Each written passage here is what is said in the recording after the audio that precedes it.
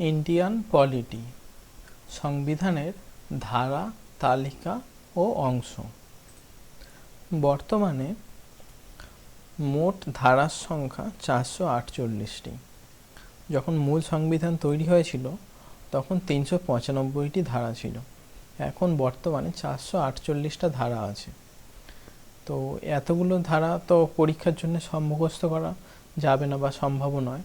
গুরুত্বপূর্ণ যেসব ধারাগুলো মনে রাখলেই মোটামুটি পরীক্ষাতে তার মধ্যে থেকে চলে আসে, সেই সব গুরুত্বপূর্ণ ধারাগুলো নিয়ে আলোচনা করা হবে। তাহলে সংবিধানের কয়েকটি গুরুত্বপূর্ণ ধারা, আর্টিকেলস। 1 নম্বর ধারায় কি বলা আছে? 1 নম্বর ধারায় বলা আছে ভারত ও তার অঙ্গরাজ্যের নাম। 2 থেকে 4 নম্বর ধারায় রাজ্য গঠন ও পুনর্গঠন সংক্রান্ত বিষয় আলোচনা করা হয়েছে। 3 নম্বর ধারায় নতুন রাজ্য গঠন ও তার সীমানা নির্ধারণের বিষয়ে পার্লামেন্টের অধিকতর ক্ষমতা। 5 থেকে 11 নম্বর ধারার মধ্যে নাগরিকত্ব বা সিটিজেনশিপ সম্বন্ধে বলা আছে। 5 নম্বর ধারায় সংবিধান প্রবর্তনের সময়কালীন নাগরিকতা। 9 নম্বর ধারায় যারা স্বেচ্ছায় বিদেশি রাষ্ট্রের নাগরিকত্ব গ্রহণ করেছেন তারা ভারতের নাগরিক বলে গণ্য হবেন না। 10 নম্বর ধারায় দেশীয়করণ এবং নিবন্ধকরণ প্রভৃতি পদ্ধতিতে যারা ভারতীয় নাগরিকতা অর্জন করেছেন তাদের নাগরিকতার অবসান ভারত সরকার ঘটাতে পারেন। 11 নম্বর ধারা নাগরিকতা নিয়মকানুন সম্পর্কে সকল ক্ষমতা পার্লামেন্টকে দেওয়া হয়েছে। 12 থেকে 35 নম্বর ধারার মধ্যে মৌলিক অধিকার বা ফান্ডামেন্টাল রাইটস বলা আছে। 12 নম্বর ধারায় মৌলিক অধিকারের সংজ্ঞা দেওয়া আছে। 14 থেকে 18 নম্বর ধারায় সাম্যের অধিকার অর্থাৎ রাইট টু ইকুয়ালিটি। 14 নম্বর ধারায় আইনের দৃষ্টিতে সাম্য ও আইনের সমান সংরক্ষণ। 15 নম্বর ধারায় কি বলা আছে? ধর্ম, জাতি, বর্ণ, লিঙ্গ বা জন্মস্থানের ভিত্তিতে সমতা অর্থাৎ সমসামাজিক মর্যাদা প্রতিষ্ঠার কথা বলা হয়েছে। 15-র 1 নম্বর ধারায় উপযুক্ত কারণ ব্যতীত রাষ্ট্র কোনো নাগরিকের প্রতি বৈষম্যমূলক আচরণ করতে পারবে না। 15-র 2 নম্বর ধারায় কি বলা আছে? উপযুক্ত কারণে কোনো ব্যক্তি জনসাধারণের জন্য স্থানে যেমন হোটেলে যেতে অপারগ হবেন। 16 নম্বর ধারায় সরকারি চাকুরিতে সমানাধিকার। 17 নম্বর ধারা অস্পৃশ্যতা দূরীকরণ। 18 নম্বর ধারায় বলা আছে কোনো খেতাব বা পদবি গ্রহণ করা যাবে না। 19 থেকে 22 নম্বর ধারায় স্বাধীনতার অধিকার রাইট টু ফ্রিডম বলা আছে। 19 নম্বর ধারায় 6টি মৌলিক অধিকারের কথা বলা হয়েছে। 19-এর ক নম্বর ধারায় বাক ও মতামত প্রকাশের স্বাধীনভাবে অধিকার freedom of speech of expression বলা আছে। 20 নম্বর ধারায় যে সময় অপরাধ ঘটেছে সেই সময়কার প্রচলিত নিয়ম অনুযায়ী ব্যবস্থা নিতে হবে, অর্থাৎ প্রচলিত আইন ভঙ্গের অপরাধে প্রচলিত আইন অনুযায়ী শাস্তি প্রদান করা যাবে। 21-এর এ নম্বর ধারায় 6 থেকে 14 বছরের শিশুদের অবৈতনিক শিক্ষার অধিকার 86তম সংবিধান সংশোধনের মাধ্যমে 2002 সালে মৌলিক অধিকারের সঙ্গে অন্তর্ভুক্ত হয়। আর্টিকেল 21-এর এ। 25 থেকে 28 নম্বর ধারায় ধর্মীয় স্বাধীনতার অধিকার right two freedom of religion বলা আছে। 25 নম্বর ধারায় কি বলা আছে? পেশা বা জীবিকা গ্রহণের ক্ষেত্রে ধর্ম বাধা হয়ে দাঁড়াবে না। এই ধারা বলে সকল ব্যক্তি সমানভাবে বিবেকের স্বাধীনতা অনুসারে ধর্মমত গ্রহণ, ধর্মাচরণ ও ধর্মপ্রচারের স্বাধীনতা ভোগ করবে। 26 নম্বর ধারায় ধর্মীয় অনুষ্ঠান পালনের স্বাধীনতার কথা বলা আছে। 28 নম্বর ধারায় কিছু কিছু শিক্ষা প্রতিষ্ঠানে ধর্মীয় অনুষ্ঠান পালনের অধিকার, কিছু বাধা নিষেধ আছে, যেমন পুরোপুরি সরকারি শিক্ষা প্রতিষ্ঠানে ধর্মশিক্ষা নিষিদ্ধ। 29 নম্বর ধারায় কি বলা হয়েছে? সংখ্যালঘুদের স্বার্থ রক্ষা, নাগরিকদের সকল সম্প্রদায়কে নিজ নিজ ভাষা, সংস্কৃতি ও লিপি ব্যবহারের অধিকার দেওয়া হয়েছে। সম্পূর্ণভাবে সরকারি বা সরকারি সাহায্যপ্রাপ্ত শিক্ষা প্রতিষ্ঠানে ধর্ম, মূল বংশ, বর্ণ, ভাগ, শ্রেণী নির্বিশেষে প্রবেশাধিকার স্বীকৃত হয়েছে। এটা হচ্ছে 19 নম্বর ধারায়। 32 নম্বর ধারায় কি বলা আছে? কোনো রকম বঞ্চনার ক্ষেত্রে সুপ্রিম কোর্টে দ্বারস্থ হওয়ার অধিকার। এটিকে heart and soul of the constitution বলেছেন ডক্টর বি.আর. আম্বেদকর। 40 নম্বর ধারায় পঞ্চায়েতি রাজ। 41 নম্বর ধারায় বেকার ভাতা, বার্ধক্য ভাতা ও অসুস্থ অবস্থায় সাহায্য। 42 নম্বর ধারায় রাষ্ট্র কাজের শর্তাদি মানবোচিত এবং প্রসূতিদের জন্য প্রয়োজনীয় ব্যবস্থা গ্রহণ করবে। 43 নম্বর ধারায় জীবন ধারণের উপযোগী মজুরি ও কুটির শিল্পের উন্নয়ন। 44 নম্বর ধারায় কি বলা আছে? আইন সবার জন্য সমান, অভিন্ন দেওয়ানি বিধি, ইউনিফর্ম সিভিল কোড কেবলমাত্র গোয়াতে বলবৎ আছে। 45 নম্বর ধারায় কি বলা আছে? 6 থেকে 14 বছর বয়স পর্যন্ত শিশুদের অবৈতনিক ও আবশ্যিক শিক্ষা। 46 নম্বর ধারায় এসসি, এসটি ও ওবিসিদের অর্থনৈতিক ও শিক্ষা বিষয়ক স্বার্থের উন্নতি বিধানে সহায়তা এবং সমস্ত রকম শোষণের হাত থেকে রক্ষা করা। 55 নম্বর ধারায় কি বলা আছে? রাষ্ট্রপতির নির্বাচন পদ্ধতি। 56 রাষ্ট্রপতির কার্যকালের মেয়াদ। 57 নম্বর ধারায় একজন ব্যক্তি কতবার রাষ্ট্রপতি হতে পারবেন সেই সংখ্যা সীমিত নয়। 58 নম্বর ধারায় রাষ্ট্রপতির যোগ্যতা। 60 নম্বর ধারায় রাষ্ট্রপতির শপথ গ্রহণ। 61 নম্বর ধারায় রাষ্ট্রপতির অপসারণ। 62 নম্বর ধারায় রাষ্ট্রপতির পদ শূন্য হলে 6 মাসের মধ্যে নির্বাচন করতে হবে। 63 নম্বর ধারায় উপরাষ্ট্রপতি, ভাইস প্রেসিডেন্ট। 64 নম্বর ধারায় উপরাষ্ট্রপতি পদাধিকার বলে রাজ্যসভার চেয়ারম্যান। 65 নম্বর ধারা রাষ্ট্রপতি পদ শূন্য হলে উপরাষ্ট্রপতি দায়িত্ব নেবেন।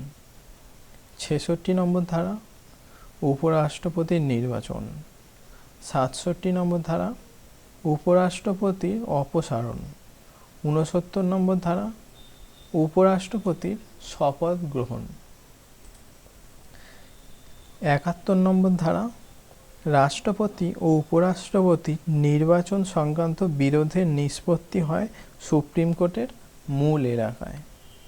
72 নম্বর ধারা রাষ্ট্রপতির ক্ষমার অধিকার। 74 থেকে 78 নম্বর ধারার মধ্যে মন্ত্রী পরিষদ এবং প্রধানমন্ত্রী সম্বন্ধে বলা আছে। 74 নম্বর ধারায় মন্ত্রী পরিষদ থাকবে এবং তাদের পরামর্শ মতো রাষ্ট্রপতি কাজ করবেন। 75 নম্বর ধারায় প্রধানমন্ত্রী ও মন্ত্রী পরিষদ রাষ্ট্রপতি কর্তৃক প্রধানমন্ত্রী নিযুক্ত হবেন। 76 নম্বর ধারায় অ্যাটর্নি জেনারেল, এজি।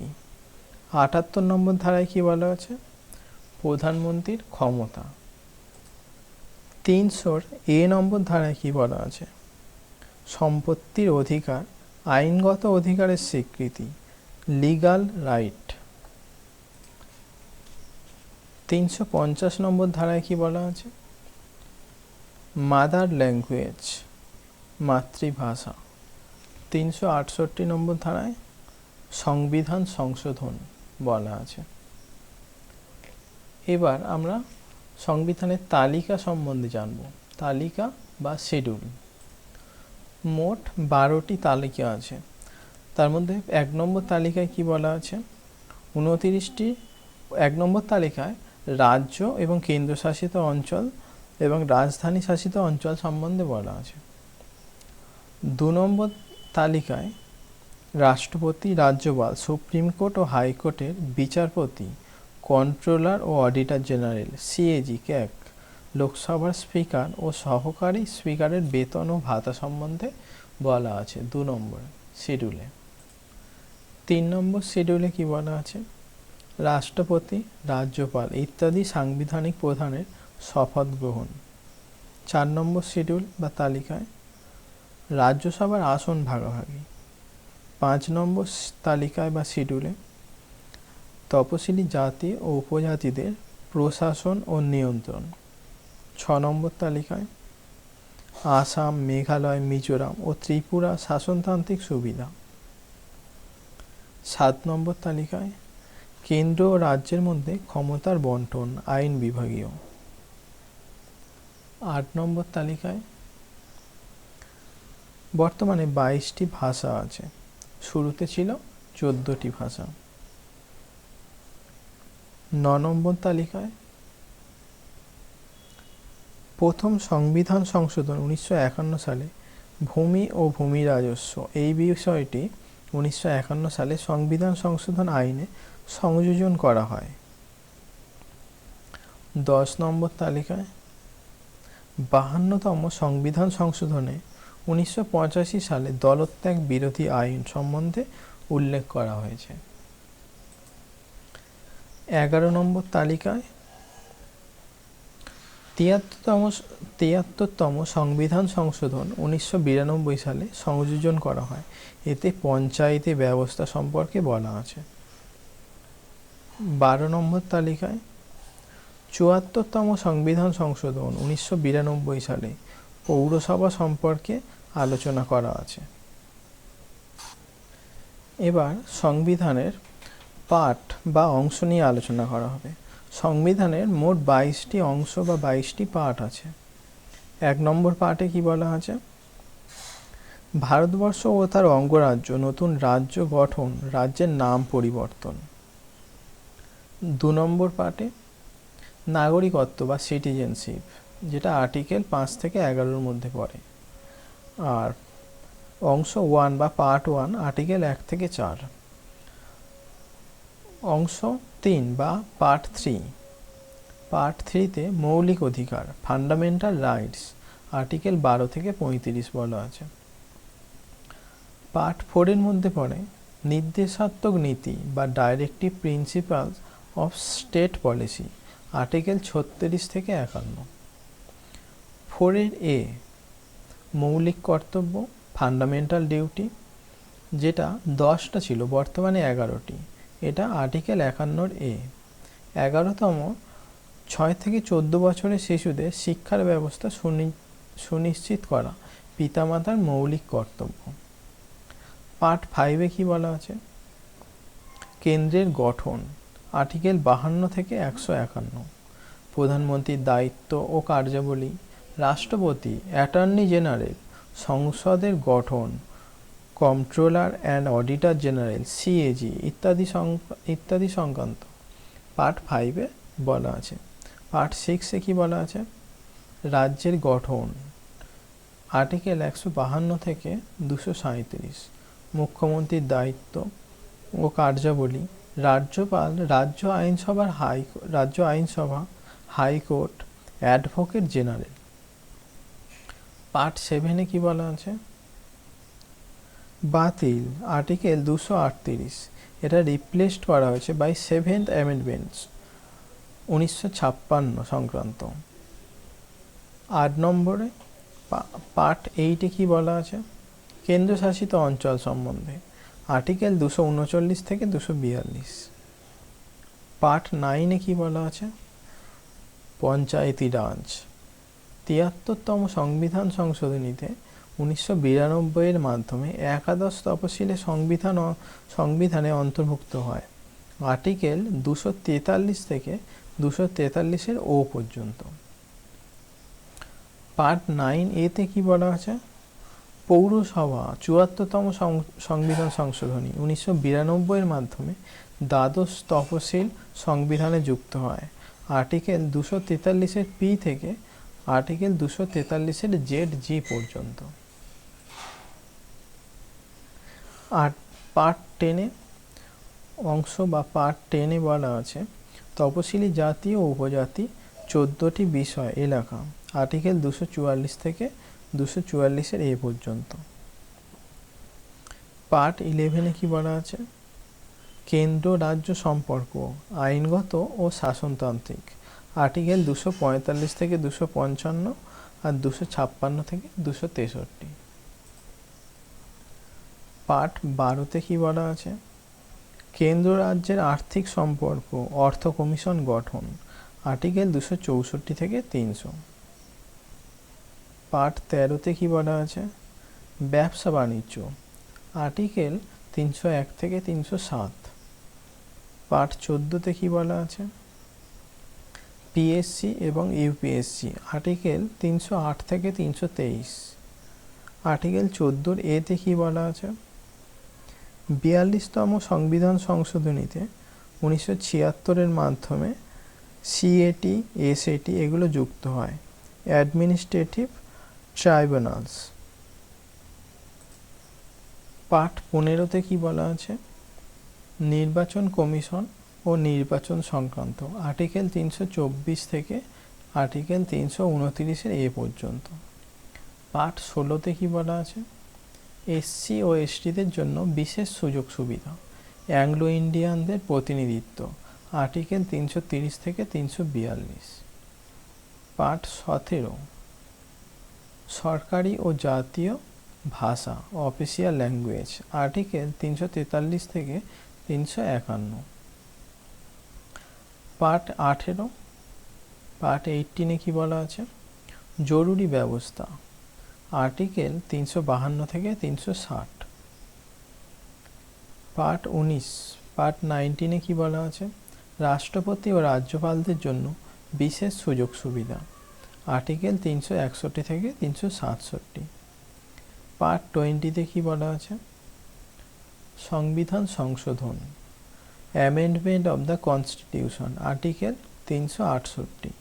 এই পার্টে একটি আর্টিকেল আছে, সংবিধান সংশোধন, আর্টিকেল 368। পার্ট 21-এ কি বলা আছে? কিছু রাজ্যের জন্য বিশেষ সুযোগ সুবিধা, আর্টিকেল 369 থেকে 392। পার্ট 22-এ কি বলা আছে? পার্ট 22 জাতীয় পতাকা ও জাতীয় সঙ্গীত ও জাতীয় প্রতীক, আর্টিকেল 393 থেকে 395। তোমরা এই ক্লাসে যদি কোনো ডাউট থাকে নিচে কমেন্ট বক্সে জানাও, এবং ভিডিওটি ভালো লাগলে লাইক করো এবং তোমার বন্ধুদের সাথে শেয়ার করো, এবং sit sir for West Bengal student এই চ্যানেলটিকে সাবস্ক্রাইব করে রাখো।